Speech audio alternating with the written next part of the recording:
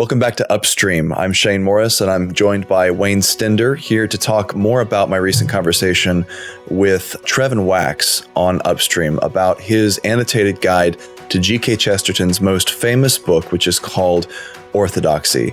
I enjoyed that discussion tremendously.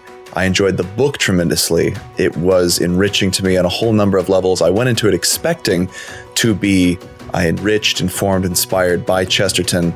And like Trevin said, I will be returning to that book many times in years to come because I know that I didn't fully juice all the goodness that there is to get out of it. But Wayne, you've got some additional questions we can talk through about this to help our listeners dig deeper into Chesterton himself, some of the ideas that Trevin and I discussed, and then what we can think about further in light of our own time and Chesterton's applicability to it. Yeah, so this was the latest episode of Books My Friends Have Read, because I haven't totally, gotten a chance to really dive in. And I feel like Chesterton is one of those guys that's kind of on the periphery a little bit when I look at even like books that I feel like I should read. It feels a little bit maybe for like knowing God, right? Like, okay, I feel like there's a lot of books that kind of have these themes in them that are a little bit more maybe accessible or modern or whatever you want to call it. And so it makes it, I'm more apt to read those books because they're still in print or whatever. But I wanted to ask you this question to start off. You talk about how Chesterton, at the beginning of the interview, you see him as like a spiritual pillar and somebody that you're going to go back to and reread this book. And I wanted to get an explanation on that a little bit from your standpoint, because I know that there's some that have challenges with Chesterton. You kind of even like allude to some of those with your conversation with Trevin, where you kind of push this idea that if you don't convert to Catholicism, you haven't read Chesterton correctly, I think is one of the phrases that you used in the interview. And I thought that was really interesting, but I know that you're not converting to Catholicism. So, but at the same time, he's still a pillar to you. So give me an explanation on that a little bit. What makes someone, for you, be a spiritual pillar? And then how do you kind of live into that or live that out a little bit? I think I realized a long time ago that one of the challenges a Christian faces while reading books and forming wisdom as a believer about the world and about theology is that you become a slave to accidents very quickly if you don't have a guide to walk you through the process. So I was definitely a slave of accidents at certain junctures of my own development as a Christian man, where I came across books that, looking back, I would say are not the best guides on a certain number of topics, but because they were simply the books that were put before me or happened to be popular in a social circle or a work circle that I was in, my classmates liked it, that sort of thing. It ultimately, became a guiding star for me. It caused me to buy into some certain little piece of ideology. And I'm not saying like I've been a communist or something. I'm just saying that there were times that I look back and if I were advising myself retroactively, I would not take some of the reading roads that I did. I would have loved to have someone who has read a lot more guide me through those things early on and say, you should read this book, Shane. You should not read those books. This will give you a better lay of the land. This will help you to understand and process ideas that you're going to encounter later. This will keep you from being caught off guard by certain arguments. This will orient you in the right way and keep you from becoming an ideologue or closed-minded on certain key things in politics or philosophy or theology. The reason I call Chesterton a pillar there is because I see him as a dead version of something that I came to realize is crucial in the intellectual development of a young man or a young woman, a Christian. And that is a guide, a teacher, someone who can not just give you books, but tell you which books you should be reading to work you through the process. A Francis Schaeffer figure, right? Who brings you under his wings or her wings at a spiritual l'abri and sort of says, okay, here are the ideas, here are the things you need to think through, here are the things you need to tackle, and here's a pile of books. read them and report back to me in 2 weeks. That kind of person, I've had those kinds of people in my life alive. But Chesterton is becoming one of those, and I know has become one of those for probably millions of Christians over the last century in a historic form. He's not alive. He can't sit here with us across the table and talk about these things and guide us. But I think Chesterton is more than just another name on the spine of a book on your shelf that you will add to your collection. He's more than just the author of a few books that you're going to keep and read. He is one of those meta level guides who has the potential to teach you how to read and how to think and how to grow in knowledge and wisdom as a Christian. Lewis was one of the first guides along those lines for me. Lewis will always probably hold a more important place for me as a guide spiritually than Chesterton. Not trivially, because he is Protestant and Chesterton ends up not being Protestant. Nevertheless, Chesterton is clearly one of the guys who taught Lewis how to think. Recognizing that debt behooves you to at least engage with Chesterton, but I have found him more than worth engaging with. I have found him to be someone who can teach you how to go out afterwards and engage everything else. He is a teacher, and he's a teacher of not just ideas, but a sentiment and a method of an approach to knowledge itself. He's there to remind you, hey, Shane, you see a contradiction or a strong tension between these two ideas of freedom and order. So ordered liberty sounds like a contradiction in your head. Well, let me talk to you about paradoxes, as he does in Orthodoxy, because truth and sanity are found very often at the meeting point of a paradox, of the shape of the cross, where these two apparently contradictory things actually meet. And that's the shape of sanity, he says. And that's an insight. That's an important insight that you're going to carry with you for the rest of your life. So I'll shut up about this, but Chesterton strikes me as much more than just a valuable read. He strikes me as someone who you can keep on your internal mental panel of experts commentating on everything that you're reading and encountering afterwards. And if you have, Chesterton in all his rotund glory, smoking a cigar up there in an armchair in your mind, going, that sounds bloody ridiculous. When you read something, I think that's valuable. And I know I'm going to think along those terms probably for the rest of my life, thanks to him. Yeah. I feel as if Chesterton might be the first Babylon Bee writer a little bit. I just think that his approach to a lot of things shows a little bit of the absurdity, and you just know that he's just kind of joking. Like, he has a lot of fun in his writing. I think you and Trevin talked about it kind of as this idea of mirth that he had. I think Trevin's words were that Chesterton writes with eternity in his eyes. He's not really flustered or discouraged. I think Trevin calls him the laughing prophet, which I thought was really interesting. But you took this interesting turn when you guys were talking about that, where you said that you finished the book with tears in your eyes. I felt like Trevin was like, oh, this is so fun. And there's a little bit of brevity and levity and some of the things that Chesterton writes about.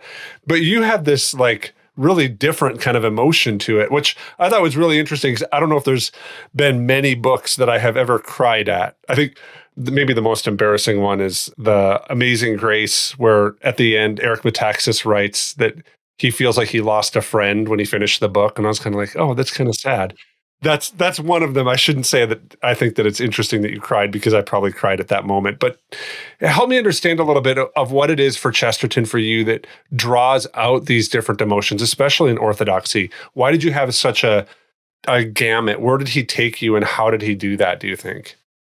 The reason I felt that way at the end of Orthodoxy is that he lands it on a note of uncertainty and sort of tantalizing promise about the person of Jesus himself, who he really was and is, and how little of him we potentially know. He grounds his own approach to life and the worldview issues in the mirth of God, in the sense that God is himself eternally happy, and that his story, as Dante might say, is a divine comedy It's not a tragedy.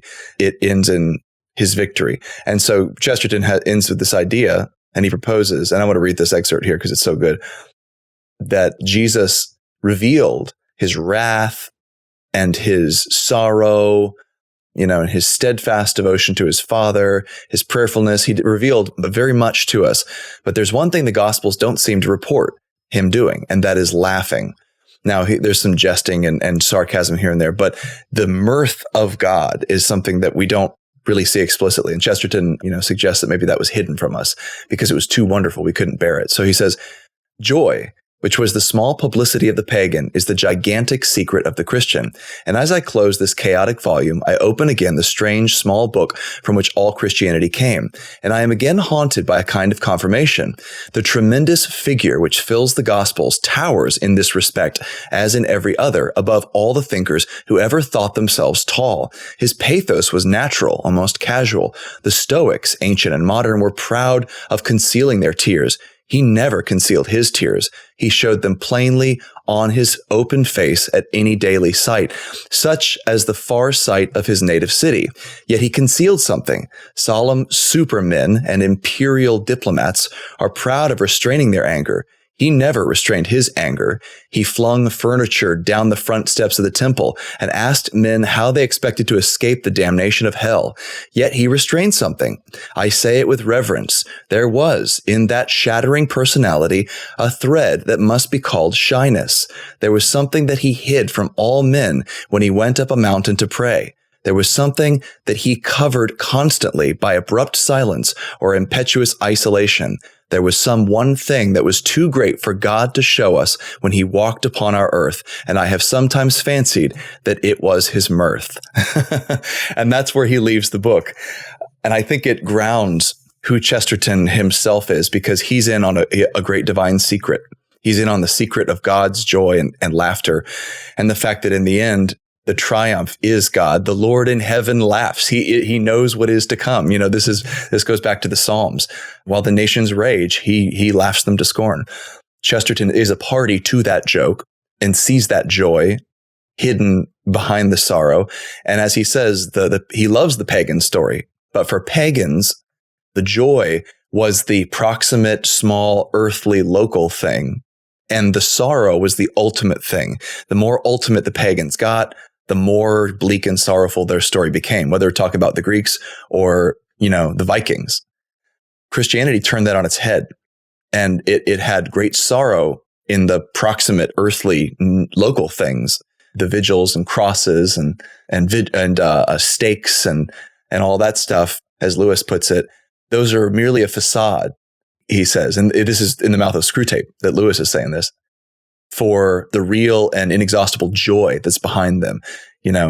They're just the froth on the seashore of God's personality. Out at sea, out at his sea, there is pleasure and delight forevermore, as the psalmist says. And so Chesterton is in on that. And I have a deep resonance with that in my personality, my instincts.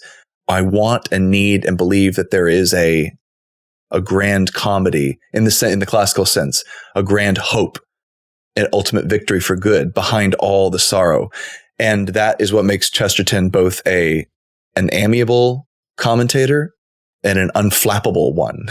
Someone who just you couldn't fluster him, because he always had that security of God's victory and God's joy at the back of it all.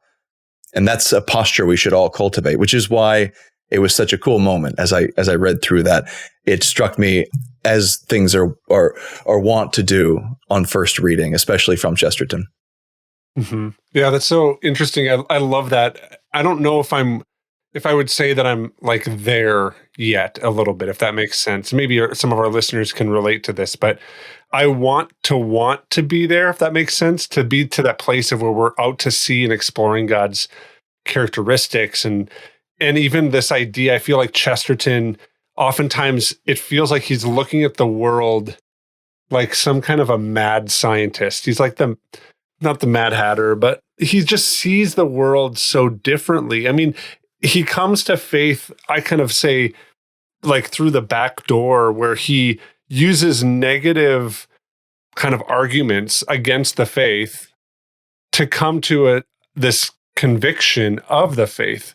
And it's a really interesting road that he takes. And I'm wrestling with this a little bit. What is not that everyone takes the same road, and like my calling in life is to walk down this road that Chesterton takes, but how does one foster inside of their heart, do you think, this place where I'm almost like, as Chesterton writes, you kind of get this feeling of like he's craving a deeper understanding of Christ, of God, and in that he's finding these creative ways to explain this beauty, and it kind of just makes me stop and like consider or ponder. I stop in my tracks because I feel like I'm hit with a left hook a little bit.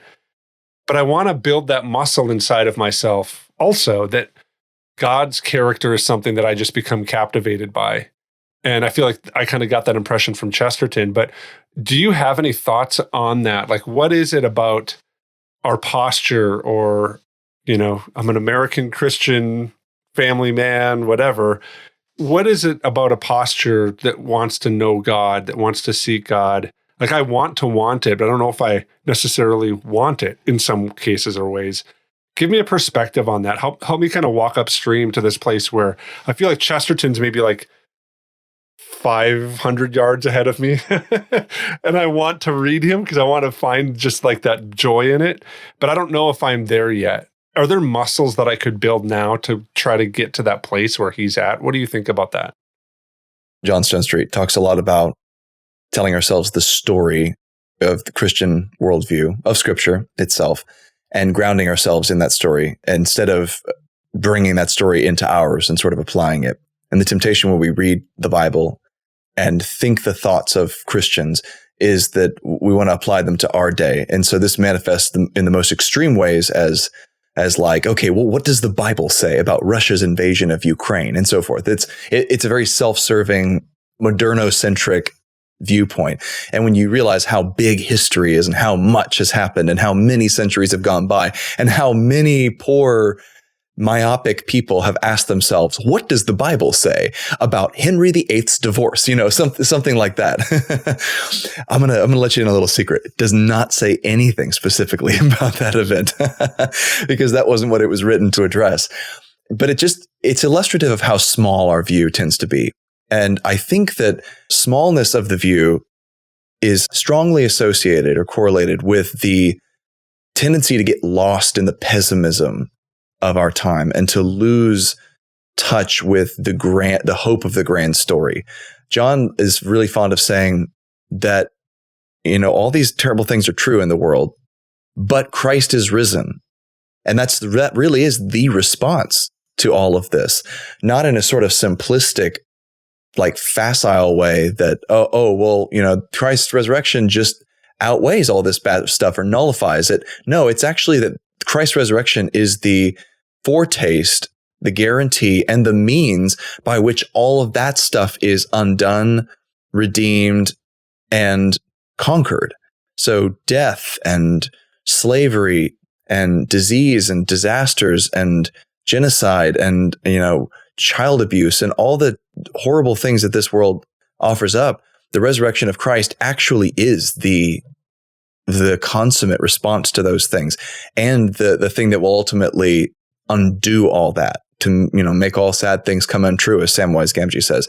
So I look at that story, and the grounding that Chesterton has in that story is the real answer to your question of how do you build those muscles of Christian hope that Chesterton has. Sometimes some people call him an optimist. He argues against optimism and pessimism, and he argues for Christian hope because it's grounded in something, and it gives you real security in the developments and exigencies of this present time of what's happening, the headlines. It steadies a man. It makes him immune to the kind of panic and momentary hysteria that can often seize a person. I've had struggled to apply this as well, and I'm not saying that I'm there. It's easy in moments like, when it looks like the Supreme Court is probably going to overturn Roe v. Wade, to rejoice and say, God is in control. All of history is working out. All the sad things are going to come untrue, and he's going to justify the afflicted, and all the Psalms are going to unfold. But it may very well be that there are ages and ages of very difficult times ahead of us. And sometimes you wake up and you're the person who is born in, 1939, and boy, do you have a ride ahead of you. It's easy to get lost in the moment. And I think Chesterton has a unique ability. Again, not unique. I keep misusing that word. And a special ability. There are lots of writers who can do this, but he's a wonderful example of this ability to see himself situated within the grand story, and as a result, to laugh, to have hope, to look past the developments of the moment, and to see Christianity as, and again, this is a phrase or way of putting it that I thought was original to C.S. Lewis, but as I found out, many of Lewis's best phrases are actually cribbed from Chesterton. Chesterton in this book speaks of the church as a force as terrible as an army with banners arrayed across the centuries. And Screwtape uses that phrase in the Screwtape Letters. So again, there you go, Lewis, we're on to you. We see how much you were affectionately borrowing from good old G.K. Chesterton. That's the muscle I think you have to work, is the muscle to be able to say, but Christ is risen, but God wins. And my moment only makes sense in light of that fact. Yeah, that's an interesting thing that you highlight there, because you guys also talk a little bit about this idea of being saved from a wreck and kind of life being a jewel and a gift, and how Chesterton kind of pulls that imagery out in one of the other chapters you guys talked about. And it led me to this idea, like life is really, and I probably have this idea, if there's something that happens in my life, I usually find myself looking back and saying, man, what providence, look at what the Lord hath wrought. And I kind of use that language. My wife thinks I'm funny, but that you obviously don't, because you're not laughing. But I look at this like, for some reason, God has chosen to put us in a family that has 8 kids. Like I always joke about that. Look at this, Lord, Nancy, like my wife. Look at this, Nancy. The Lord has chosen us to have 8 children run around our house and make our lives intensely. This is the providence of the Lord. I feel like that's a little bit of a Chesterton perspective on it, maybe. That there is this outlook that we have on life that we have been saved from the wreck, but we're in the wreck. But we've been saved from it. So can you give me a little bit of a perspective on that, on maybe Chesterton's view? Because you talked about being like putting ourselves in an understanding of God's story, but inside of the understanding of God's story, there is the fall. And what do you kind of pick up from your reading of Orthodoxy, understanding that you're not like this expert in it, but help me understand a little bit of the place and the role of the fall in the light of somebody who is looking at the world saying that there is hope. Yeah, Chesterton's simple sort of syllogism that brought him to faith was, and Trevin actually describes it, was that he recognized as a basic assumption that existence is better than non-existence, that it is wonderful that we exist in this world, and that we can know ourselves and each other and the creation, and that we can look around and experience all of this. And the right response to that, he says, is gratitude. Gratitude was an instinctive sort of movement for Chesterton in his soul and mind. He says from a very early age, he had gratitude at the mystic beauty of the world, of Elfland, as he called it. And that gratitude led him to ask, of course, well, to whom? Gratitude to whom? Who am I grateful to exactly? And he has this deep sense that the natural gratitude that came to him as a child and was sort of veiled as a young man by his disillusionment from the Christian faith and his descent into atheism prior to his conversion, that was a gateway or a hint into something much more real, that he had actually intuited the shape of things, how the world really works, how human beings are wired to receive the world, but that he hadn't quite found the key that unlocks it all, which is Christianity. And he uses this metaphor of a key again and again. So Chesterton's big contention it's common to both Orthodoxy and the Everlasting Man is that he is a patriot of reality. He's a man who loves the real world as it's created, despite all of its flaws. I mean, he loves it enough to hate the evil things and the broken things. And he thinks that the story of that world is manifested imperfectly in pagan mythology and philosophy and the longings of the human heart universally. But then at some point, this strange, peculiarly shaped thing called Christianity comes along, and it pops into the lock, turns, and it unlocks it for the first time. In all its weird doctrinal peculiarities and specificity, it unlocks it. It shows us what we were really meant for. And this all goes back to Chesterton's sense of gratitude, his instinctive sense of gratitude, and that he should be grateful to someone. In light of the wreckage of the world, which he sees as he likens to the wreck of Robinson Crusoe's ship, it was clear to him that there are things that we have, all these gifts for which we're grateful, are very precious. They're rare. They're taken out of some sort of great fall. The world is not as it was intended to be.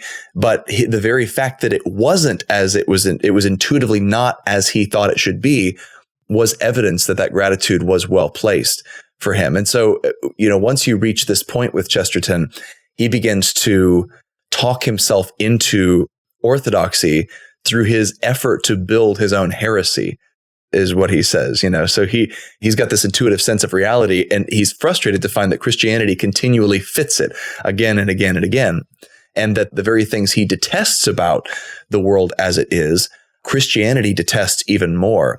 And its redemption is a promise that those things will be undone and the world will be set right, which is exactly what he hoped for, which is exactly what someone who fiercely loves the world wants to see happen. Like Trevin said, if you see some great moral or character flaw in your mother, you're not going to say, well, I disown and reject you because you're just so messed up and flawed.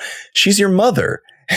You love her. You care about her. I mean, and in a real sense, you are from her, right? There's a vital union there between the two of you.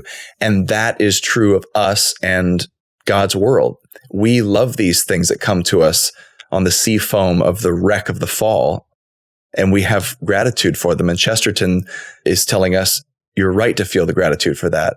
And as difficult as it is to make sense of all those things, you need to follow that gratitude instead of explaining it away.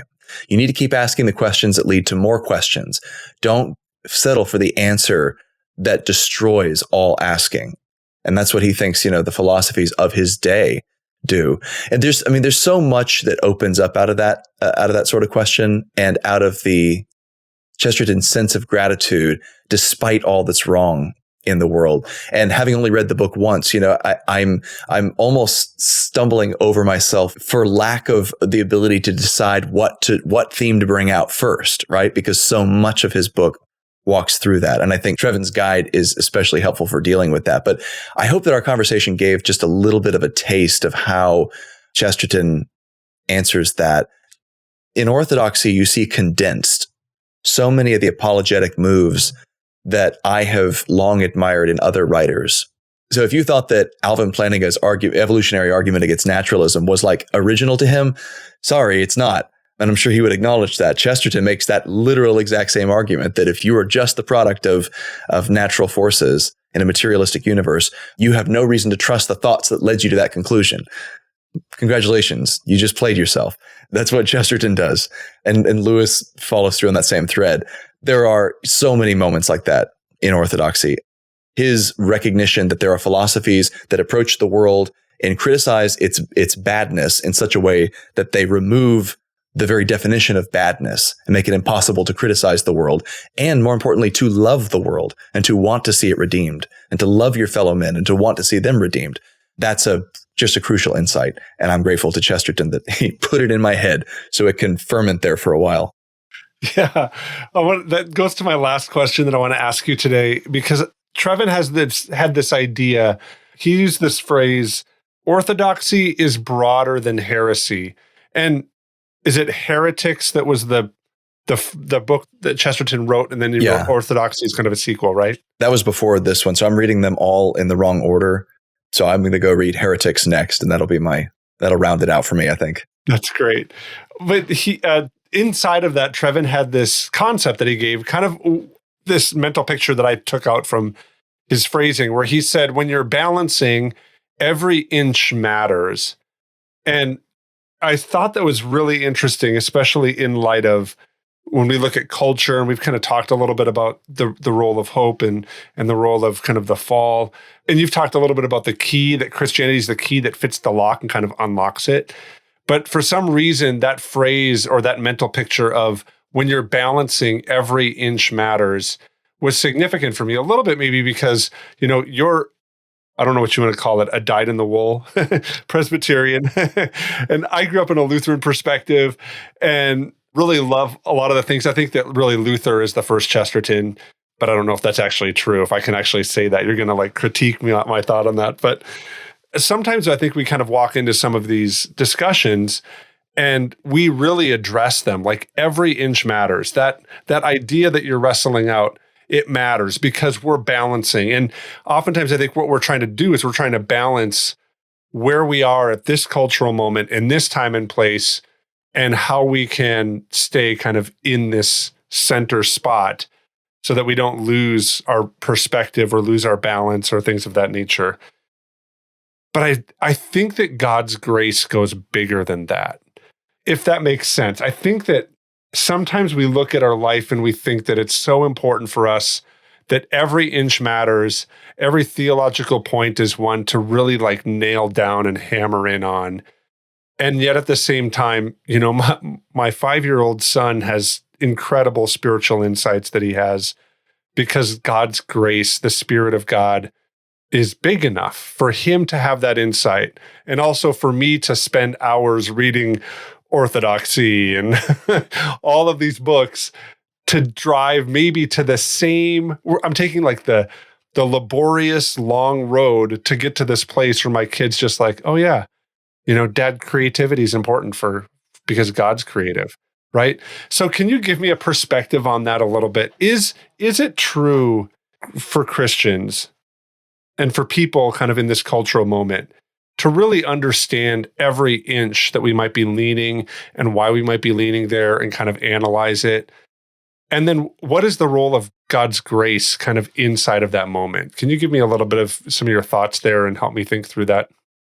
Chesterton, I think, would say that the grace we are afforded in that difficult balancing act that we have to do to maintain the thrilling ride of orthodoxy is sponsored by a church, right? And so in his later life, he's going to say, well, this is the Roman Catholic Church that gives you, it's the teaching authority, it's the magisterium. I, as a Protestant, think that is a distorted understanding of the correct role of the church, which is that there is a magisterial element to the church. There is a teaching authority. There is a, coming together of the bishops in council, the presbyters in council to discuss and hammer out issues. And that's happened again and again through the history of the church. And it happens again and again, in my own denomination and those Presbyterian churches that are in communion. They come together and work through issues like this. And so the average layperson in the pews, much less the average child, is not asked to do that balancing act on their own. They are given a community that interprets and understands and applies the Word of God and Christian wisdom throughout the ages to the present moment. And they do it together. They're not alone. And then they give you creeds and catechisms and confessions and even books that help you to reach that place of understanding in stages. In your humblest lack of understanding, you can then approach those greater levels of knowledge and wisdom. So I don't think that it's sort of an individualistic balancing act, as heroic as that may sound to some people, and as much as some folks try to grasp the whole of the faith on their own and to sort of invent their own version of orthodoxy, which is what Chesterton set out to do until he found that he just agreed with Christianity historically on everything and seems a little disappointed by that fact initially, but then he's thrilled by it later. That's not something we're asked to do.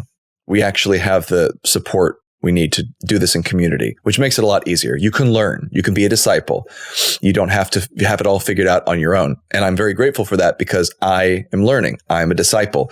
I am someone who with a lot of questions and unresolved controversies in my head and things that I may never figure out this side of eternity. And that's okay because I've got the person of Christ and his body on earth to support me. He's given me his good gifts in the sacraments and the word and the people of God.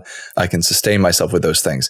Now, as a community, we are riding that very difficult but thrilling wave. And I'm just thinking of it in surfing terms because that was the first image that came to my head is, right, surfing. It's a balancing act. And I've never surfed, but I've seen a lot of people do it. And I've spent enough time in the water to know how powerful waves are offshore. So yeah, it's a balancing act. Those guys really know what they're doing. They've got some mad skills, bro. And I think that's something like what Chesterton is alluding to with the thrill of orthodoxy, where there is, which I think Trevin is writing a book by that title. And we stole the title for the last podcast. It wasn't intentional. I just had that phrase in my head after our discussion. Then I remembered later, oh, that's Trevor's book.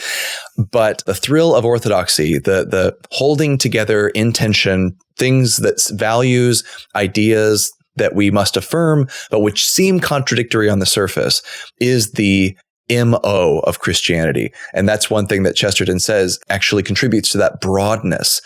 Orthodoxy is broad. It is expansive. It does encompass all of human thought and experience and values. It doesn't just focus in narrowly on one of them. You'll find that the heresies are a settling for some one value or small set of values at the expense of others.